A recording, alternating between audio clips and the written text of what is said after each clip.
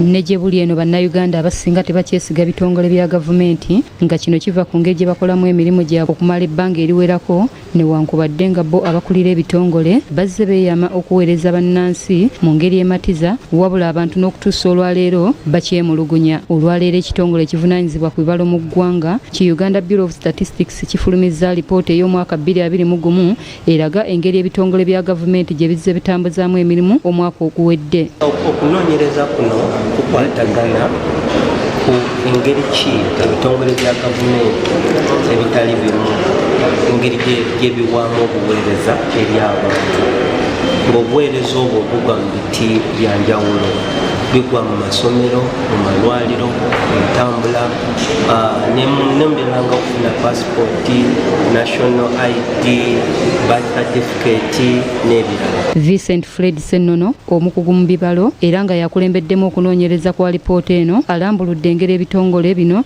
gye bikozeemu era nga okusinziira ku alipoota mu byenjigiriza wakyaliwo okusoomoozebwa olw'omujjuzo gw'abaana mu masomero so nga ate abasomesa n'ebikozesebwa tebaliiyo.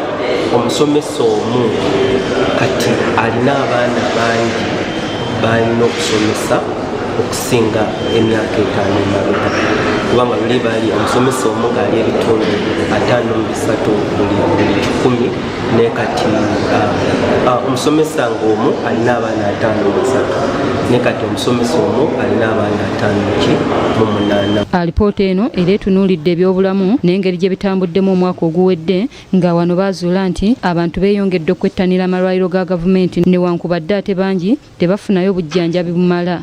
Kati tulabe nti abantu 5 mu 10 abaali beetaaga obujjanjabi obusooka babufunira mu bitongole bya gavumenti. Ku nsonga y'ebikolwa ebyokulya enguzi mu bitongole bya gavumenti alipoota era eraga obulyake bweyongedde mu bitongole bino nga wano omuwandiisi w'enkalakkalira mu ssiga eddamuzi Pius Bigirimaana asabye abantu okwekubira enduulu ssaako n'okuloopa ababeera bakwatiddwa mu bikolwa bino. Tufuna abantu abakola investigation nibazikola bulungi DPP asale misango n'abeera n'abantu abamala nga bategeera kyebakola emisango eno yandigenze mangu. Bw'abadde atongoza alipoota eno minisita omubeezi ow'ebyensimbi era nga yavunaanyizibwa kuteekerateekera eggwanga Amos Lugolobi ategeezezza nti newankubadde emu ku bitongole bya gavumenti bigezezzaako okukola obulungi kyokka wakyaliwo okusoomoozebwa mu bitongole ebitanneetereza olw'okukosebwa kw'omuggalo bw'atyo n'agumya bannansi obuteeraliikira kirwadde ky'Ebola nti tekiyinza kukozesa byanfuna nga bwe gwali ku COVID-19.